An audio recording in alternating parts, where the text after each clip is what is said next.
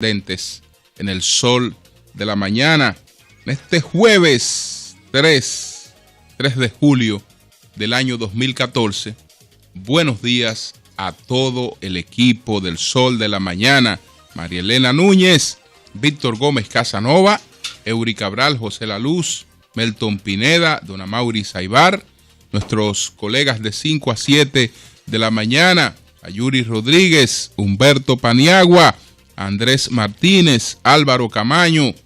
Buenos días a Mario Díaz en los controles.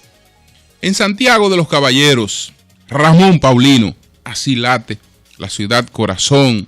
Rafael Díaz, nuestro cronista deportivo. Manuel González Manegonte, nuestro catedrático del sector agropecuario. A Helen Gil, nuestra productora. Sonia Patiño, nuestra coordinadora. Jova Bernal, todo el equipo de BTV Televisión.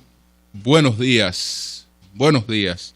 Bueno, señores, desde la República Dominicana, desde Francia, desde Suiza, desde España, hemos recibido pues reacciones desde Estados Unidos en relación con la comparecencia en el día de ayer al Sol de la Mañana del expresidente de Colombia, don Álvaro Uribe, en una entrevista sumamente interesante con un hombre con el que se puede conversar con franqueza sobre cualquier tema, que no le huye a ninguna interrogante, que es franco, que está siempre dispuesto pues a defender y a dar sus posiciones, y lo hace con mucha altura. Esta entrevista del presidente Álvaro Uribe está disponible en nuestro canal de YouTube para todas las personas que pues quieran ver esta entrevista, conservar esta entrevista. Uribe es un hombre pues admirado en muchos confines del mundo, y ha sido el único líder político moderno, el único líder político digamos actual que ha podido integrar dos nuevas formaciones políticas que de inmediato han alcanzado el éxito. No es fácil romper, y lo sabemos en la República Dominicana, el dominio de los partidos tradicionales.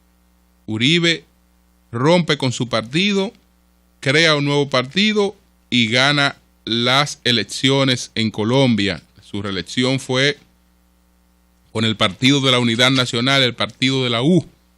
Entonces, después, ahora en este proceso, ha formado una coalición que se llama Centro Democrático, y no solo ha tenido una gran participación en las elecciones congresuales, sino que en las elecciones presidenciales en Colombia, esta nueva formación ganó en una primera vuelta, perdió las elecciones en segunda vuelta, pero sabemos lo que eso significa, es decir, que mantiene un liderazgo determinante en la sociedad colombiana. Así es que nuestro agradecimiento al expresidente Álvaro Uribe, nuestro agradecimiento al senador Carlos Castillo, que fue nuestro canal para esta coordinación tan importante.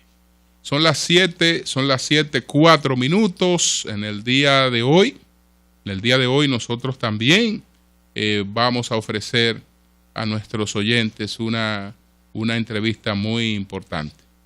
7:04. El Sol de la mañana. El Sol de la mañana. El Sol de la mañana. Señores, yo quiero retomar un tema que lo tenía desde hace días, pero uno a veces trae una agenda, no puede agotar todos los temas, y eso es así. Entonces, cuando yo he hablado en dos oportunidades del discurso que pronunció en la Cámara Americana de Comercio Manuel Díaz Cabral. Y dije que tenía varios apuntes. Y lo que voy a referir hoy, yo a propósito, muy a propósito, lo dejé para que esperara un tiempo. Para que esperara un tiempo. Porque algo que yo me sospechaba, quería comprobarlo. Quería comprobarlo, señores. Miren, en la República Dominicana, salvo raras excepciones, continuamos en la práctica de hacer opinión sobre cosas que no se han leído, sobre temas que no se han conocido, digamos, en su plenamente, sino de manera sesgada. Entonces, estos temas se siguen a través de los periódicos. Y lo que estamos analizando son, digamos, las interpretaciones sesgadas que puede hacer un medio y que tiene derecho a hacer un medio sobre un discurso, sobre un tema, sobre una exposición. Sabemos cuál es, digamos, el rol del periodismo y las limitaciones a su vez que tiene el periodismo. Un periódico, un periodista acude a una conferencia, esa conferencia puede durar 1 hora, 1 hora y media, pero usted no va a reseñar todo lo que se dijo allí, sino que el medio, entre todo lo que se dijo allí, a criterio del que fue a cubrir el asunto o a criterio de lo que quiera destacar el director de ese medio, va a tomar un aspecto y va a trabajar su tema en función de ese aspecto. Pero tenemos que entender que la reseña de un discurso no es el discurso. La reseña de un discurso no es el discurso. Es una lectura sesgada de ese discurso. Y los que tenemos la tarea de hacer opinión, pues tenemos que acreditar nuestro trabajo. Porque si no, no tiene sentido. Si lo que yo voy a decir aquí lo puede decir cualquiera a través de las redes sociales, porque es lo mismo, yo voy a repetir aquí titulares, voy a dar dos, tres informacioncitas que han salido por ahí, voy a venir a lo mismo, etcétera. Pues no, lo que yo estoy haciendo no tiene valor agregado. No tiene valor agregado. Es decir, un comentario tiene valor porque la gente va a escuchar en él cosas que no están planteadas en la información que probablemente ya ha visto o ha escuchado. Y entonces va a tener una óptica más amplia, más profunda de los acontecimientos. Si usted no va a aportar, entonces usted no está haciendo nada, absolutamente nada. Pero sobre todo cuando usted va a escribir. Usted va a escribir también, el cuidado es mayor. Yo admiro a muchas personas que pueden escribir y para ellos escribir una columna es tan sencillo como sacar media hora, 1 hora e irse a escribirla. Pam, pam, pam, pam, ya la escribí. Y punto, ya la mandé. Yo los admiro. Los admiro porque para mí escribir una columna significa yo apartar varias horas a estudiar un tema o varios días a estudiar un tema sobre lo que yo tengo incluso conclusiones, pero yo tengo que verificar si mis conclusiones están acorde con la realidad histórica y están acorde con ese tema. Por ejemplo, a mí se me ocurre que en la exposición de Díaz Cabral hubo cosas que yo no la había percibido en la historia del Consejo Nacional de la Empresa Privada. No la había percibido. Pero, ¿qué tengo que hacer yo? ¿Irme a escribir eso porque a mí se me ocurre que eso es así? No, si se me ocurre que eso es así, yo tengo entonces que consultar a ver si yo tengo razón. Y después que consulto, que pondero, que veo muchas cosas, entonces que puedo escribir. Pero yo no puedo decir, hoy yo tengo que sacar media hora para escribir mi columna, o tengo que sacar una hora para escribir mi columna. No la puedo escribir. No la puedo escribir porque para eso yo tengo que tomarme el trabajo de investigar sobre lo que voy a escribir. Investigar, aunque sean temas que usted crea que usted lo tiene aprendido, que eso es lo que nos pasa a la mayoría de la gente, que como creemos que no sabemos las cosas y no sabemos que las cosas viven evolucionando, entonces nos descuidamos con el estudio de las cosas. Entonces, eso lo hemos repetido en varios temas. Lo que pasó con la sentencia 168-13, una gran parte de la gente que opinó y que sigue opinando todavía no se ha molestado en leer esa sentencia. En el caso del discurso de Díez Cabral, ustedes saben que ha pasado lo propio, que hay gente que incluso ha escrito sobre ese artículo, sobre esa conferencia, y no se ha tomado la molestia de leer la conferencia. Y lo que yo más me he lamentado, y lo hacía porque conversaba recientemente con unos funcionarios, y esos funcionarios no se habían percatado de algunas cosas que se plantearon en esa conferencia, hasta que en esa conversación yo se las planteé. Incluso buscaron el discurso y después uno de ellos me llamó para decirme que yo tenía razón. ¿Por qué? Porque la percepción que tenían, la visión que tenían, estaba construida en base a un titular y a una reseña de un periódico.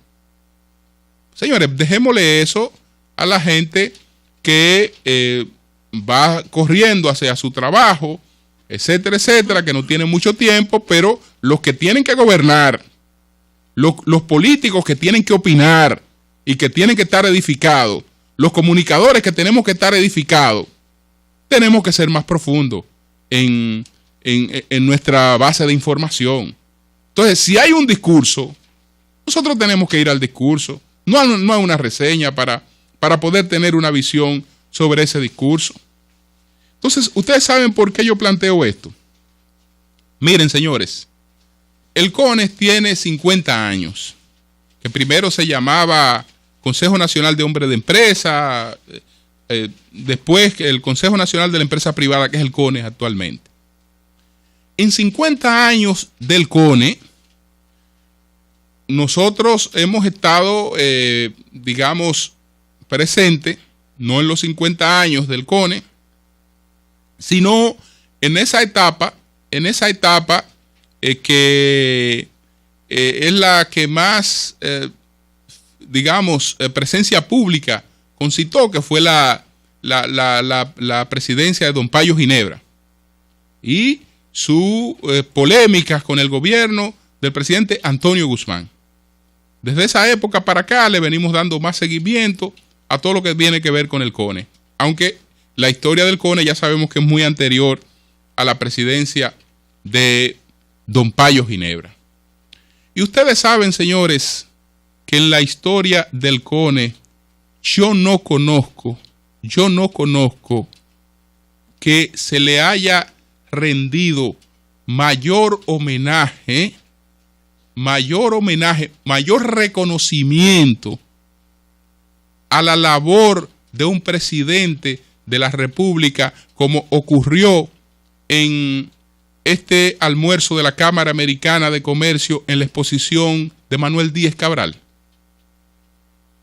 Las cosas que planteó allí Manuel Díez Cabral sobre la administración de Danilo Medina y sobre lo que ha representado esa administración, yo no lo he escuchado en muchísimas conferencias a las que he asistido de la Cámara Americana de Comercio, en muchísimas exposiciones de los presidentes del CONES. Yo no había escuchado eso.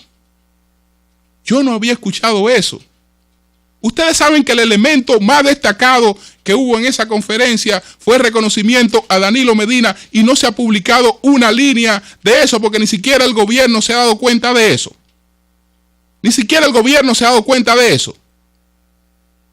Señores, el colmo es, bueno, no quisiera decir esto, bueno, no quiero lastimar amigos. El colmo es que incluso hay una institución bancaria del Estado que se llama Banco de Reservas, que en esa exposición recibe un gran reconocimiento al trabajo que está haciendo su administrador y a la profesionalidad del trabajo que se está haciendo en el Banco de Reservas de la República Dominicana.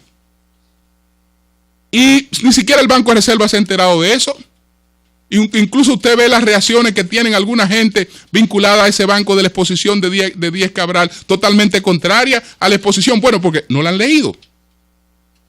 No la han leído. Se han limitado a las reseñas periodísticas. Y para que ustedes vean lo que yo le estoy diciendo, yo le voy a leer lo que expuso Díez Cabral sobre la administración de Danilo Medina. Señores, esto lo plantea un funcionario del gobierno y no tiene el peso de este planteamiento que lo está haciendo el sector privado. El sector privado está haciendo este reconocimiento sobre el presidente de la República y su labor. No es un funcionario, no es una gente que está beneficiada por un decreto del presidente y que quiere decirle cosas que él se sienta contento para cualquier objetivo. No. Fíjense estas cuestiones. ¿Qué dice Manuel Díez Cabral? En los últimos 2 años, yo no sé quién es que ha gobernado en los últimos 2 años, usted sabe, ¿no?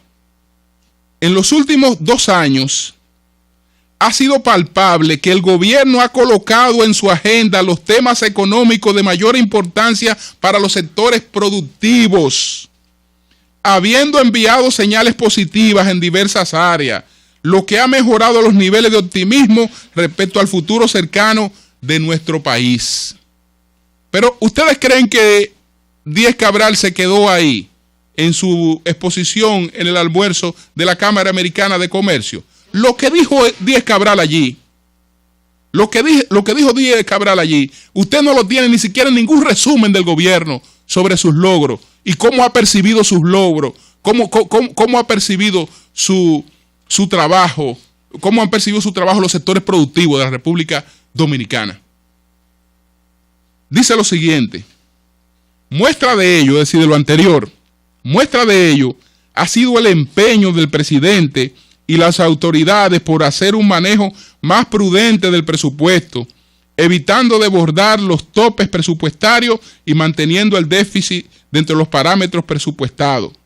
A esto se suman los programas y políticas de apoyo a las MIPYMES y a los emprendedores, las políticas de transparencia para la adjudicación de los permisos de importación, el fortalecimiento del Banco de Reservas de la República Dominicana, la asignación del 4% a la educación básica, el impulso y la suscripción del pacto por la reforma del sector educativo establecido en la Ley de Estrategia Nacional de Desarrollo, la creación de la Mesa de Seguimiento al Segundo Congreso de la Industria Dominicana, la creación mediante decreto de la Comisión Tripartita para Revisión y Actualización del Código de Trabajo, la ampliación a todo el territorio nacional de la Ley de Incentivo del sector de turismo y los aprestos para finalmente iniciar la discusión del pacto por la reforma del sector eléctrico y luego el pacto fiscal también dispuesto por la Ley de Estrategia Nacional de Desarrollo.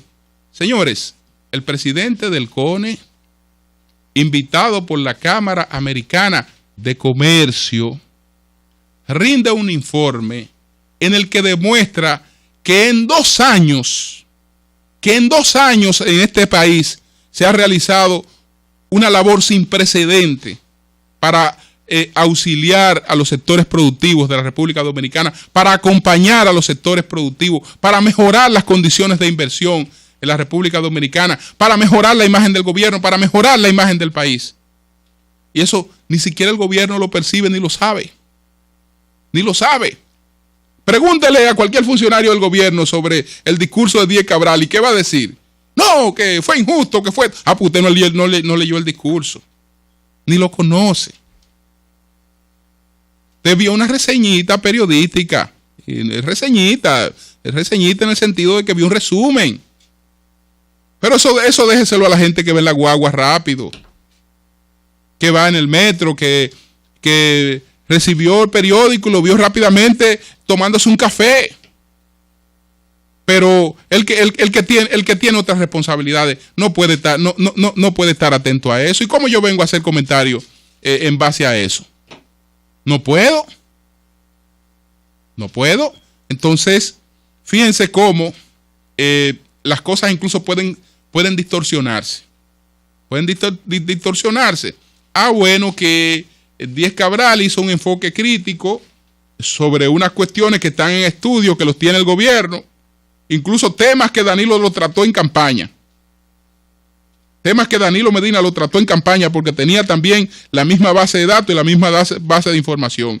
Y eso que son verdades, pues no dijo una sola cosa que no obedezca a la verdad y no dijo una sola cosa que se la haya inventado, que la haya creado él, sino que están avaladas por estudio. Entonces, en vez de mantener el compromiso autocrítico de superar esa realidad, lo que queremos es entonces tapar el sol con dos dedos, tratando de buscar excusas para justificar que en tanto tiempo no se hayan hecho cosas en este país que debieron hacerse, aunque por otra parte también se hayan hecho cosas positivas. El PLD está en el poder. El PLD está en el poder porque hubo una estrategia, primero, de reconocimiento de las obras de su gobierno y de todas las cosas que había hecho en favor de los dominicanos. Entre ellas, la más importante, el mantenimiento de la estabilidad macroeconómica. Un reconocimiento de que esas cosas habían sido positivas. Pero si Danilo Medina no le plantea a este país que había muchísimas cosas malas y que él se comprometía a superarlas, Danilo Medina no fuera presidente. Pero si Danilo Medina, además de comprometerse a superar las cosas que estaban mal, no crea un mensaje esperanzador de innovar, tampoco fuera presidente. Entonces, vamos a condenar al presidente del CONE por decir lo que todos los políticos saben. Naturalmente, es una cuestión de ser irresponsable. Pero además de hablar sin percatarse de una serie de cosas. Yo creo que, bueno, yo soy impulsor, soy partidario de que una nueva generación de políticos procure una mayor trascendencia. Yo soy partidario de la alternabilidad y lucho por ella y aportaré a ella todo lo que pueda. Ahora, también la alternabilidad tiene que ganarse con la diferenciación.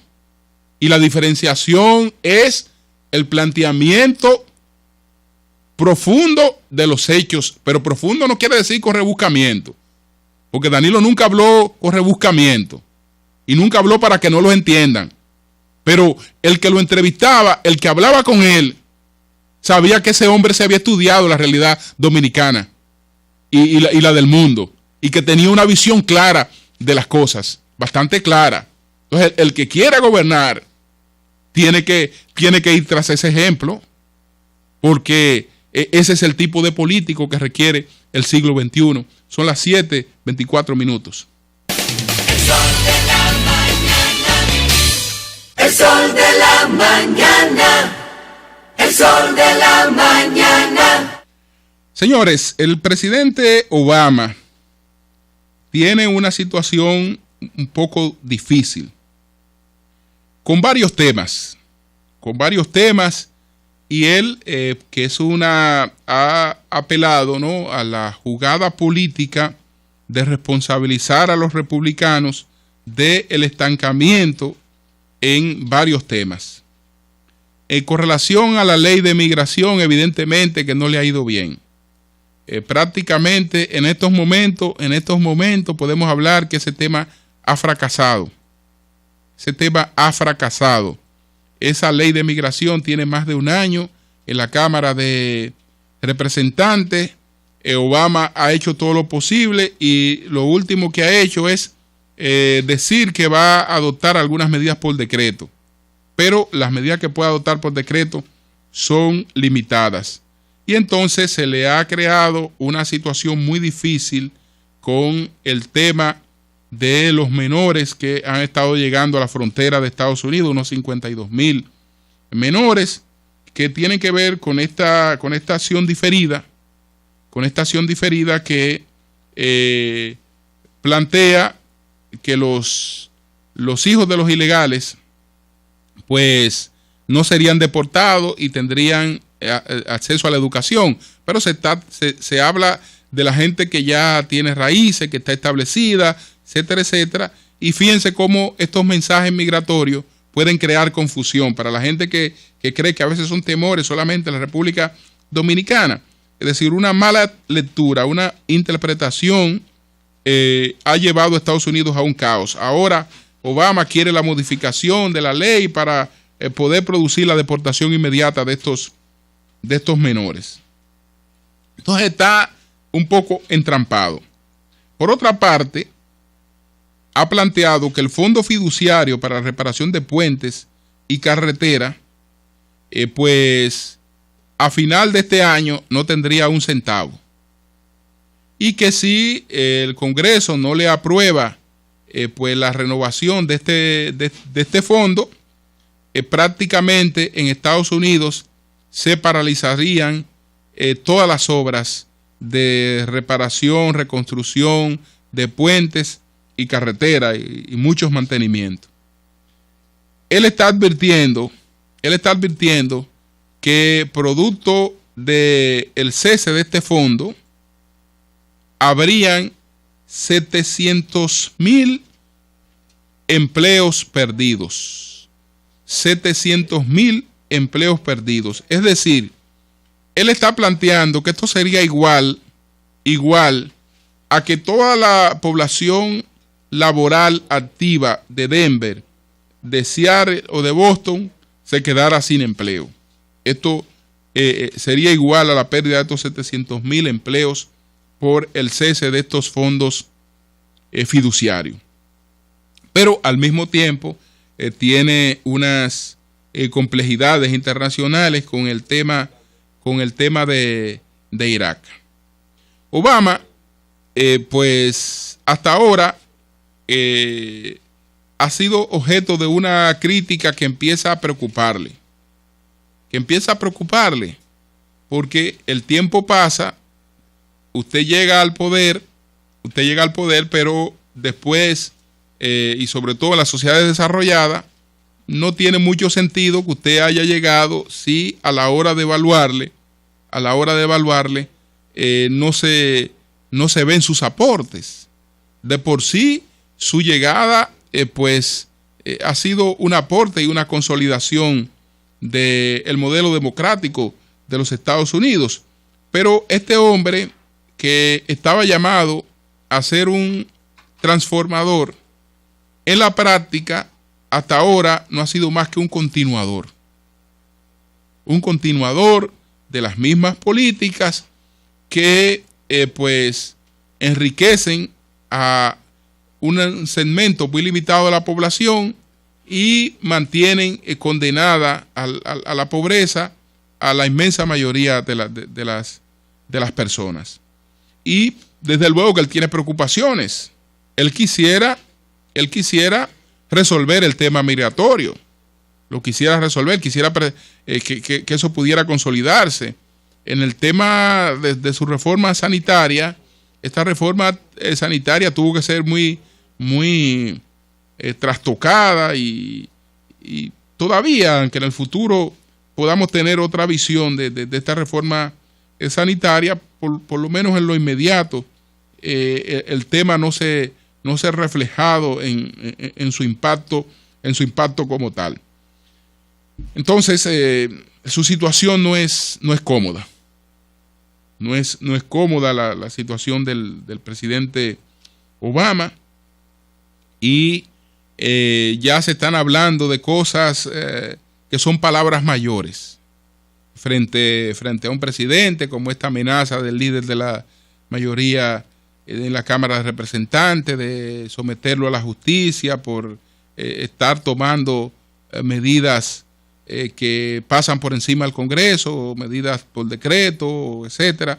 Es decir, que hay una situación ahí en Estados Unidos que puede terminar pues teniendo su impacto, y nosotros sabemos que todo lo que ocurra allá de alguna manera se refleja por aquí. Son las 7:30. Cambio y fuera, Maurice.